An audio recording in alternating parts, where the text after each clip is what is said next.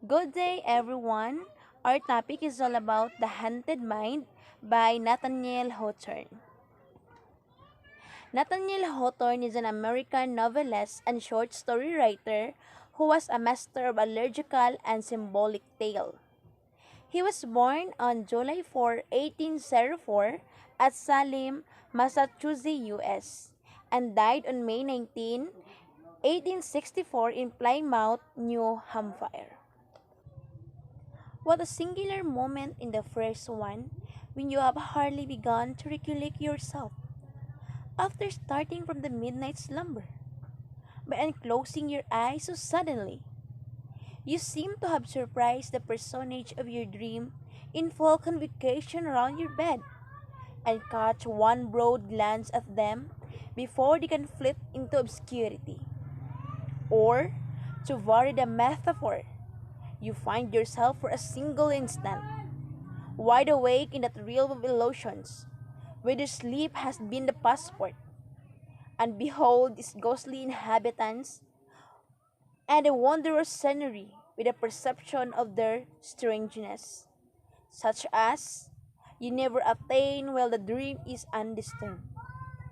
The distant sound of a church clock is borne faintly on the wind.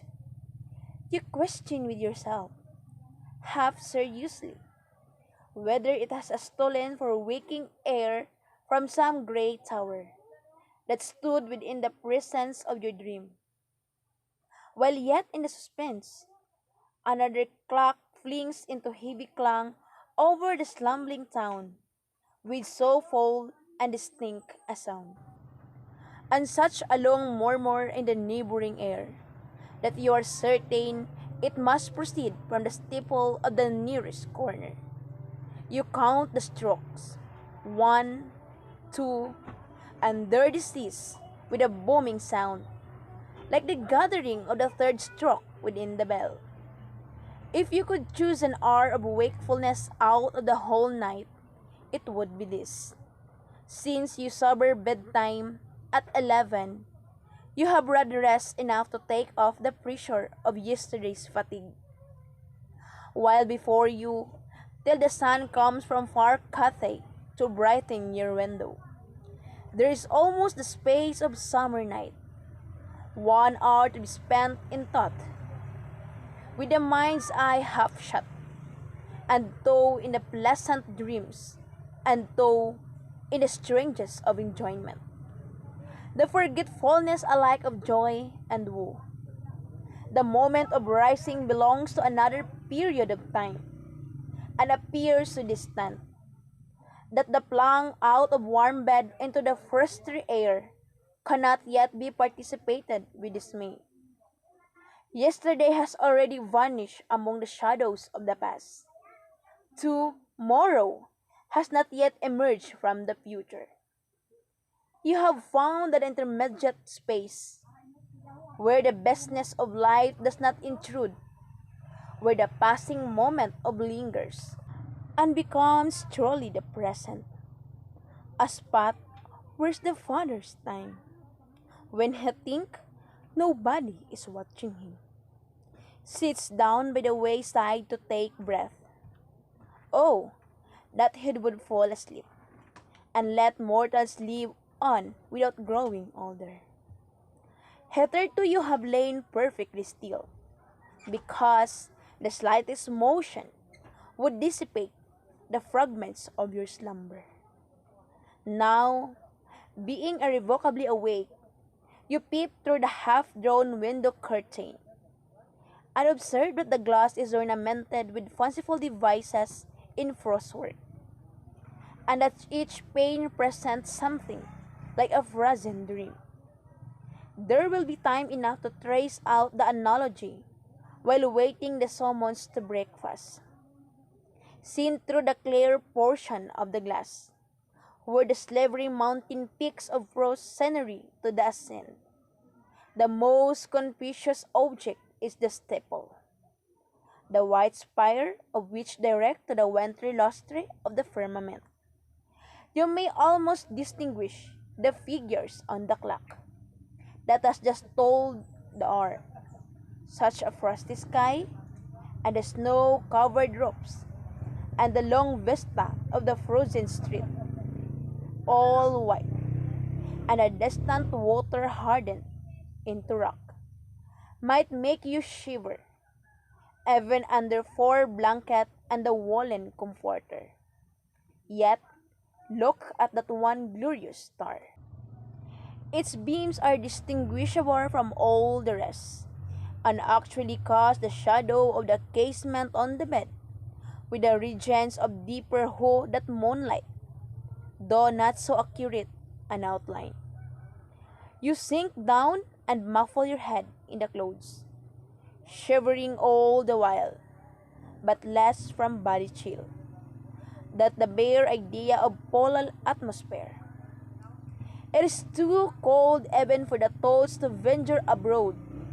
You speculate on the luxury of wearing out a whole existence in bed, like an oyster in its shell, content with the sluggish ecstasy of the inaction, and docilely conscious of nothing but delicious warmth, such as you know how feel again. Ah, that the idea has brought in the hideous one in string. You think how the dead are lying in their cold shrouds and narrow coffins through the drear winter of the grave, and cannot persuade for fancy that they neither shrink nor shiver.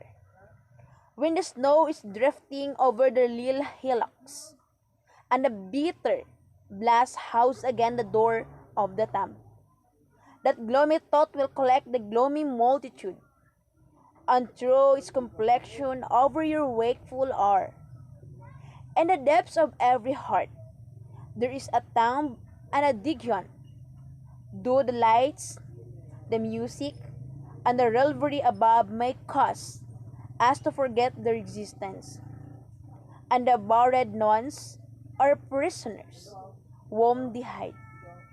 But sometimes, and oftenest at midnight, those dark receptacles are flung wide open.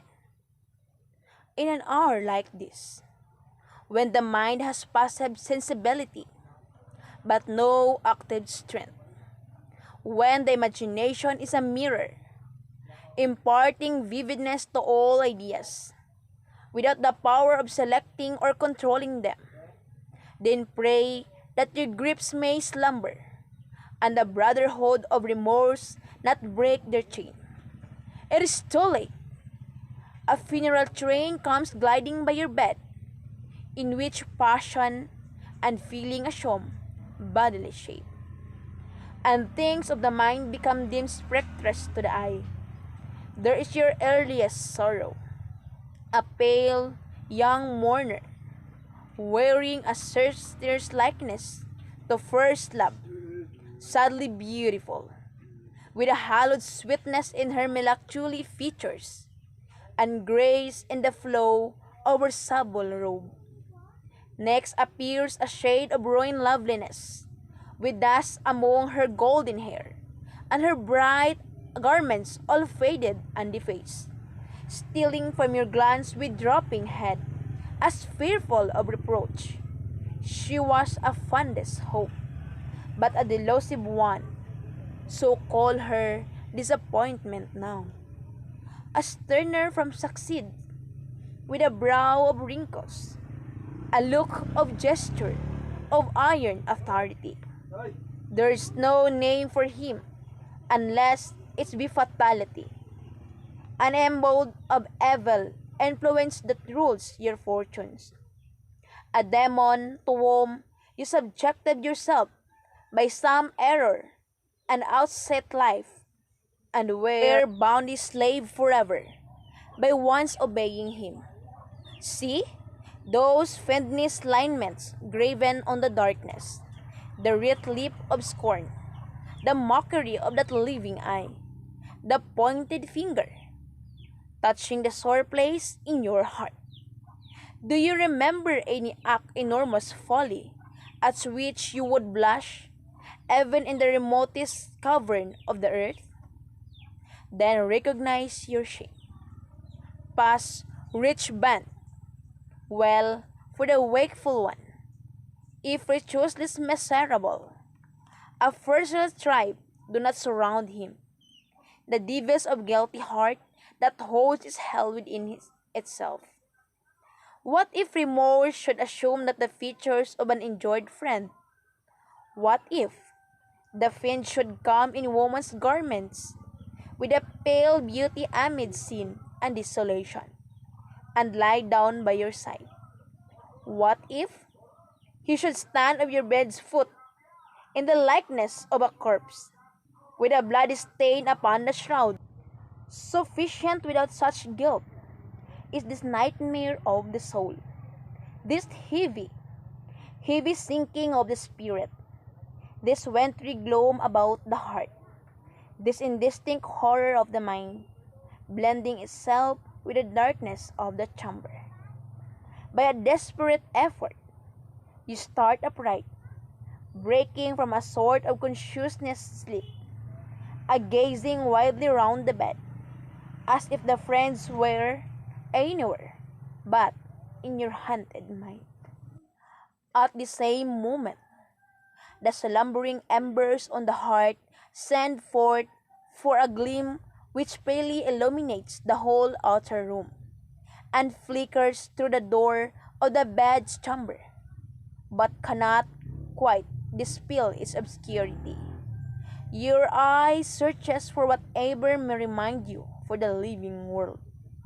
With eager minuteness, you take note of the table near the fireplace, the book with the ivory knife between its leaves, the unfolded letter, the hat, and the fallen gloves. Soon the flame vanishes, and with it the whole scene is gone, though its image remains an instant in your mind's eye. When darkness has swallowed the reality, throughout the chamber there is the same obscurity as before, but not the same gloom within your breast. As your head falls back upon the pillow, you think, in a whisper, be it spoken, how pleasant in this night's solitudes would be the rise and the fall of softer breathing than your own, the slight pressure of a tenderer room, the quiet throb for a purer heart, imparting its peacefulness of trouble, as if the fond sleeper were involving you in her dream. Her influence is over you, though she have no existence but in that momentary image. You sink down in a flowery spot on the borders of sleep and wakefulness, while your thoughts rise before you in pictures, all disconnected, yet all assimilated by pervading gladsomness and beauty. The wheeling of gorgeous squadrons that glitter in the sun is succeeded by the merriment of children around the door of a schoolhouse, beneath the glimmering shadow of old trees, at the corner of a rustic lane. You stand in the sunny rain of a summer shower, and wander among the sunny trees of an autumnal wood, and look upward at the brightness of all rainbows, overaching the unbroken sheet of snow on the American side of Niagara. Your mind struggles pleasantly between the dancing regions round the earth of a young man and his recent bride, and the twittering flight of birds in the spring about their new made nests. You feel the merry bounding of a ship before the breeze, and watch the toneful feet of a rusty girls as they twine their last and merriest dance, a splendid ballroom, and find yourself in the brilliant circle of a crowded theater as the curtain falls over a light and the air scene. With an involuntary start, you seize hold on consciousness and probe yourself but half awake by running a doubtful parallel between human life and the hour which has now elapsed. In both, you emerge from mystery, pass through a vicissitude that you can but perfectly control, and are borne onward to another mystery. Now comes the peal of a distant clock, with fainter and fainter stroke as you plunge farther into the wilderness of sleep. It is knell of the temporary death. Your spirit has departed, and strays like a free citizen among the people of a shadowy world, beholding strange sight, yet without wonder or dismay. So come, perhaps, will be the final change, so undisturbed, as if among familiar things, the entrance of the soul to its eternal home. This short story, entitled The Haunted Mind, written by Nathaniel Hawthorne, was being published last 1835 as a token and as Atlantic Souvenir. It was later included in Volume 2 of his own artwork, which is The Twice Told Tales, a collection of short stories by Hawthorne published in 1837. In Haunted Mind, Hawthorne described an intermediate space between sleeping and waking. The story begins with the character's sudden waking from the midnight slumber. Hawthorne owes much of his fame to the trailblazing journalist, activist, and matron saint of transcendentalism, Margaret Fuller, credited with discovering Hawthorne and advocating his work into the limelight with her poetic praise. No one of all our imaginative writers has indicated a genius at once so fine and so rich. Fuller wrote of the particularly unknown Hawthorne in 1840.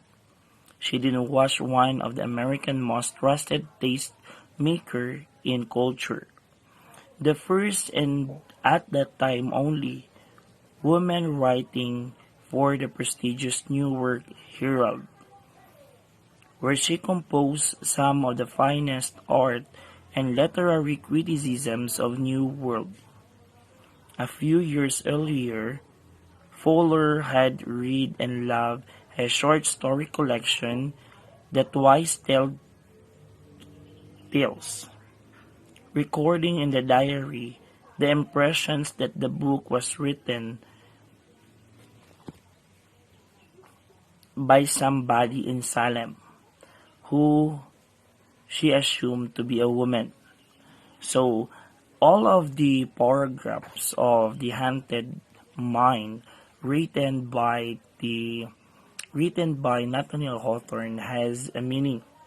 So, at the first paragraph, these pieces that had so enhanced Fuller was Hawthorne 1835 story, which is The Haunted Mind, in a portion of which they contemplates the relationship between our nocturnal conscience and our waking selves with uncommon poetry of understanding, describing the surreality of being suddenly awakened from a deep dream at 2 in the morning. That is for the first paragraph. But the pleasant trance that seems to lift us out of time drags behind it a lurking awareness of times at the pulse beat existence. Timeliness, sweet at first, bitter is to non-existence. That's why Hawthorne writes the second paragraph. And at this time of our unconsciousness contemplation, Hawthorne argues who confront our regrets, our shames, our disappointments, our lost loves, which returns in our dreams in a various guises. In that other world of the nocturne, We also taste the sweetness of our hopes attend and slake our deepest hunger for transcendence. We stand in landscape of a pervading gladssomeness and beauty.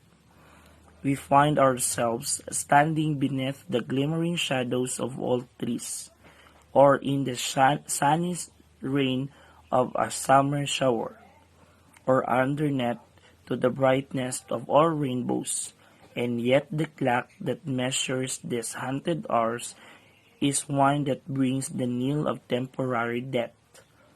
In sleep, Hawthorne suggests we foretaste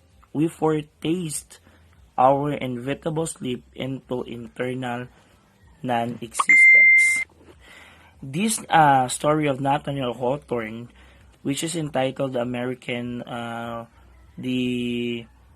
entitled The Haunted Mine, was being understand, and I come up with this and I come up with this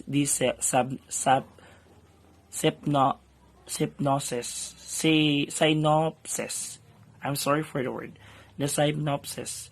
Nathaniel Hawthorne was one of the first American writer who obtained worldwide recognition.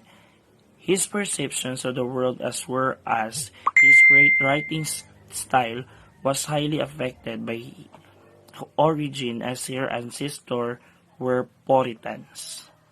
Hawthorne's wrote short stories for children, and novels. The Haunted Mind is a short story that brightly represents the writing style of Nathaniel Hawthorne as it based on the usage of symbols. The story is abundant with colorful descriptions that portrays what a man can think of and feel during his sleep. Hawthorne's narration involves the descriptions of all the sleeping places. There is no actual characters in the story as the writer appeals directly to the readers. What secrets can a human mind conceal? What dreams and illusion is it full of? You will get an utmost pleasure reading this work written by the father of symbolism, which is Nathaniel Hawthorne. So that's it. That's what I have understand, and that's how I explain Nathaniel Hawthorne and the Nathaniel Hawthorne in his work, which is entitled The Haunted Mine. Thank you very much and have a good day.